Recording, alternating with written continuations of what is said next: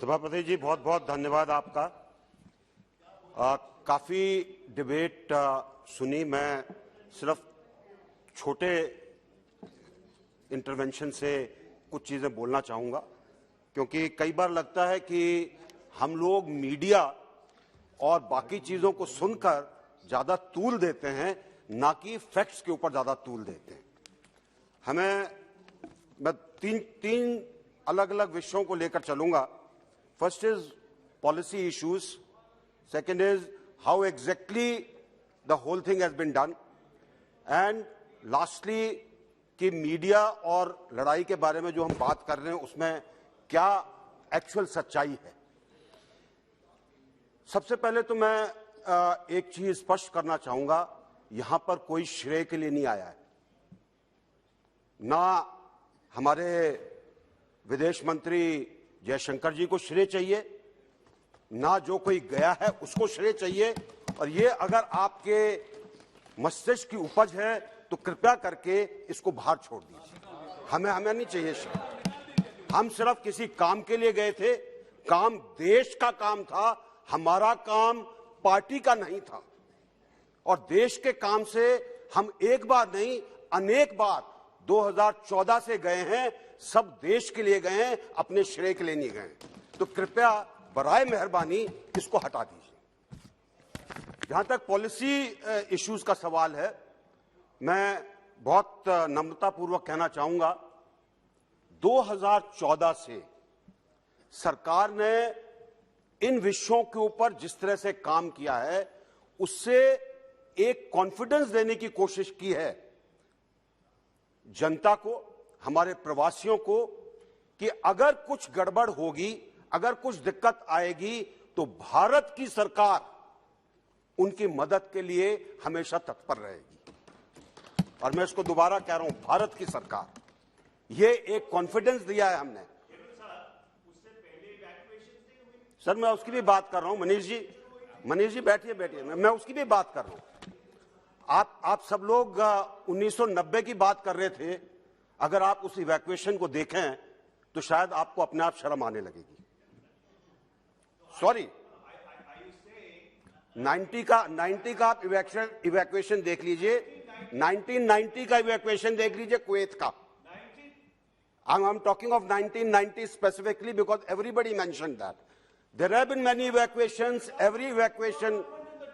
Sir मेरे को बोलने दीजिए, If you don't like it, please sit down. Please sit down. आप बैठिए। एक मिनट बैठिए। बैठ जाइए। आप बोलिए। Everybody mentioned 1990. That is why I am saying so. Whoever was in power is immaterial. मंत्री जी, उनका We जवाब have had many evacuations. Please. We have had many evacuations. Chairman sir, speaker महोदय, बहुत इवैक्यूएशंस हुए। हर एक इवैक्यूएशन की सिचुएशन अलग होती है, हर एक सिचुएशन के अंदर काम करने का तरीका अलग होता है। कृपया उसको कंपेयर मत करिए। अगर आप कहेंगे कि अब जो चीज हुई है वो हमने पहले भी की थी, नहीं की थी, या अगर यमन में कुछ हुआ था वो पहले हुआ था, वैसा नहीं हुआ था, अगर लीबिया में कुछ हुआ था उससे पहले वैसा नहीं हुआ था। हर एक सिचुएशन अलग है, और अगर हम इस चीज को नहीं समझेंगे तो हम गलती करेंगे। अधीर बाबू, सर आपने बोल लिया। सर आप बोल चुके हैं, आप बैठिए। मंत्री जी आप बैठिए। कुछ भी रिकॉर्ड में नहीं जा रहा है आपका। बैठिए। अधीर जी, कुछ भी रिकॉर्ड में नहीं जा रहा, कुछ भी रिकॉर्ड में नहीं जा रहा। मनीष जी, केवल मंत्री जी please don't involve yourself with that. Sir, I'm not yielding despite he being a don't senior listen them, don't reply them, and only address the chair, please. Problem is, nothing, please sit down, please बैठ जाइए। problem is if you do not, and I'm repeating that again, Aujla साहब बैठ जाइए। बैठिए औजला साहब, बैठ जाइए। Please बैठिए। अधीर बाबू बैठिए आप। अधीर दादा बैठ जाइए। No you have spoken. देखिए आप बोल चुके हैं, आपकी पार्टी से आप बैठिए। कुछ रिकॉर्ड में नहीं जा रहा है, कोई चीज रिकॉर्ड में नहीं जाएगी। केवल माननीय मंत्री जी ऐसा अगर आपको शायद मेरी बात समझ में नहीं आई, मैं दोबारा रिपीट करता हूं। हर सिचुएशन माननीय अलग मंत्री होती जी, है, please address that उसके here. काम करने का तरीका अलग होता है, दोनों के बीच में कोई कंपैरिजन नहीं होता है, बहुत सिंपल चीज है। और मैं अपने अनुभव के आधार पर आपको बोल रहा हूं, मैं पॉलिटिक्स के अंदर नहीं बोल रहा हूं। दूसरी चीज है कि जहां तक हमारी विदेश नीति का सवाल है, विदेश नीति पर काफी बात की, हमारे विदेश मंत्री इसके ऊपर बोलेंगे। मैं सिर्फ एक ही चीज कहना चाहता हूं, किसी भी देश की विदेश नीति एक सार रहती है, थोड़े बदलाव आते हैं, थोड़ा उसको ट्वीक करना पड़ता है अलग अलग समय पर, और वो चीजें चलती रहती हैं। और उसके अंदर टीका टिप्पणी करना कि नहीं जी हमने पहले ऐसे किया था अब ऐसे हो रहा है, वो गलत होगा। आज के हालात के अंदर क्या विदेश नीति होगी, वो आज के हालात पर मुनस्सर करेगी, and it will be dependent on how you look at each nation. Today we are looking at greater strategic autonomy, we are looking at what our interests will get us better results, and that is why you find our relationships over a period of time have changed a little bit, and that is all that the foreign policy is all about. Let me now take on the situation of what emerged during the crisis. I think the media has played it that India was very late. I think the warnings had been given in time, but there is one problem. And again, I'm speaking from my experience. हमारे भारतीय जहां पर भी होते हैं, ये मैंने south Sudan में भी देखा, ये मैंने यमन में भी देखा, और मैंने यहां पर भी देखा, आखिरी मिनट तक कोई नहीं हिलता है। जब तक गोली नहीं गिरेगी या गोला नहीं गिरेगा तब तक कोई नहीं हिलता है। वो सोचते हैं कि शायद सब कुछ ठीक हो जाएगा। और यहां पर एक और दिक्कत थी हमारे पास, जो यूनिवर्सिटी के अंदर जो लोग थे, जो कॉन्ट्रैक्टर्स थे, वो इस चीज के बारे में स्टूडेंट्स को बोलते रहे कुछ नहीं होगा, शांति से बैठो, सब ठीक हो जाएगा। तो ऐसी हालत के अंदर अगर लोग बाग रुके और देरी हुई, तो इसका कारण सरकार की देरी नहीं है। देखिए, दिक्कत सबसे बड़ी ये है कि आपको शायद यही लगता है क्योंकि आपके रिसर्च सेल ने ये बोला है। दूसरी चीज, जहां तक हमारे स्टूडेंट्स हैं जिनके साथ भी हमने बात की और बहुत लोगों के साथ बात की, और मैं आपको कह सकता हूं कि आपकी धारणा बिल्कुल गलत है। जो स्टूडेंट्स के साथ बात की शायद आपने बाद में बात की होगी, लेकिन आप इस चीज को समझेंगे नहीं। औजला साहब, आप तो आखिरी दिन आए थे, आप क्यों बोल रहे हो? आप बैठ जाइए, आप तो आखिरी दिन आए थे पोलैंड में, you didn't even meet anybody, please sit down.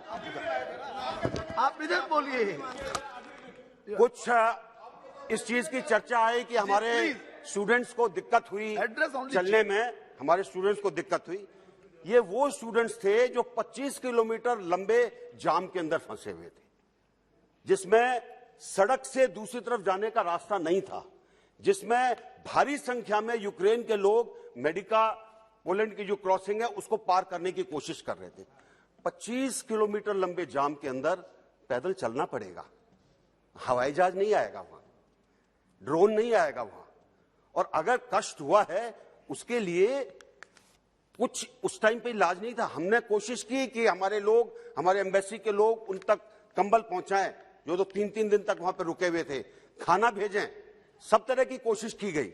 लेकिन एक अपेक्षा होती है लोगों की कि नहीं जी हम आए हैं तो हमको वहीं पर गाड़ी के अंदर रिसीव किया जाए, हमको गाड़ी के अंदर लेकर पार किया जाए।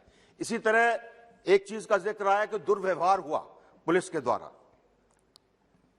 इन बॉर्डर क्रॉसिंग्स के ऊपर भीड़ थी, लेकिन जैसा कि हम लोगों की मनस्थिति होती है, हमारे लोगों की, कोई डिसिप्लिन नहीं पढ़ना चाहता, कोई लाइन नहीं लगाना चाहता, और जहां पर उन्होंने बुजुर्गों को धक्का दिया वहां पर पुलिस ने उनके साथ दुर्व्यवहार किया। ये बिल्कुल सब जगह पे हमने चेक किया पर्सनली, और वहां पर जहां पर भी हमारे स्टूडेंट्स के साथ दुर्व्यवहार हुआ, वो इसलिए नहीं हुआ कि हमने एब्सटेन किया था, वो इसलिए हुआ कि हमारे स्टूडेंट बुजुर्गों को धक्का देकर आगे निकलने की कोशिश कर रहे थे। तो कई चीजें होती हैं जिनके बारे में एक गलत धारणा बन जाती है। मेरा एम था कि इस धारणा को मैं ठीक करूं। जो एक बहुत बड़ी चीज जिसके बारे में ज्योतिरादित्य सिंधिया जी ने भी बोला, हमारे एनजीओज का, प्रवासियों का, प्रवासी ऑर्गेनाइजेशंस का काफी बड़ा रोल रहा मदद करने के अंदर, चाहे कोई धार्मिक संगठन था और इट वाज अ एनजीओ और it was a company which was working out.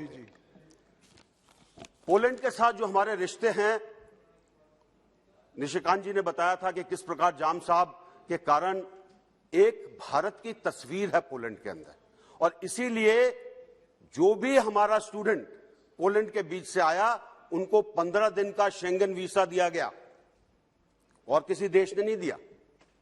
सिर्फ पोलैंड ने 15 दिन का शेंगन उनको वीसा लगा के दिया ताकि उनको आगे अगर जाना है, अपने आप जर्मनी से जाना है या और कहीं से जाना है, तो उनको दिक्कत ना आए। एक चीज आई थी कि मिनिस्टर्स क्यों बोल रहे हैं, वो क्या कर रहे थे। एक श्याम सिंह जी ने काफी बातें की, मैं तो आपसे निवेदन करूंगा कि उन्होंने जो कुछ चर्चाएं की उनको थोड़ा निकाला जाए। हमारा काम था कैसे सहूलियत की जाए, कैसे रिसोर्सेज को इकट्ठा किया जाए, कैसे लोगों को सही तरीके से लेकर आया जाए, कैसे जब वो आते हैं उनको खाना वगैरह दिया जाए।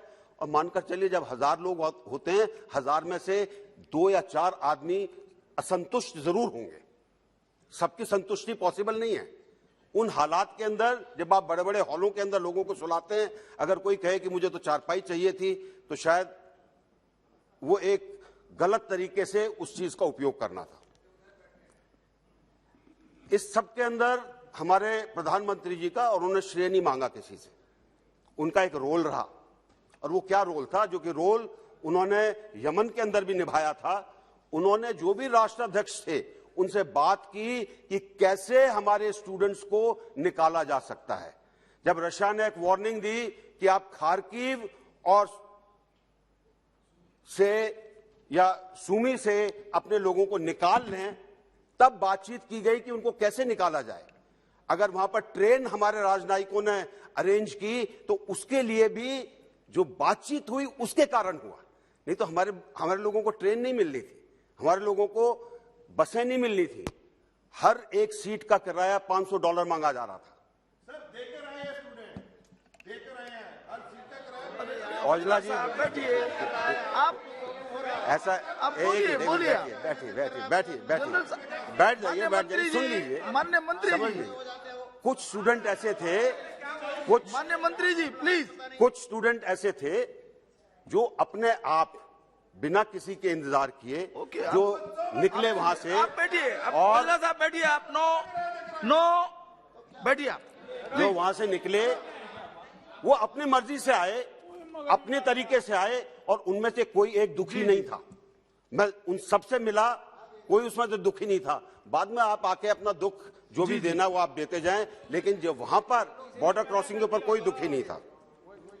अगर मैं हरजोत सिंह का एग्जाम्पल लूं, हरजोत सिंह को लाने के अंदर शायद जितनी मेहनत करनी पड़ी होगी उतनी किसी और ने नहीं की होगी।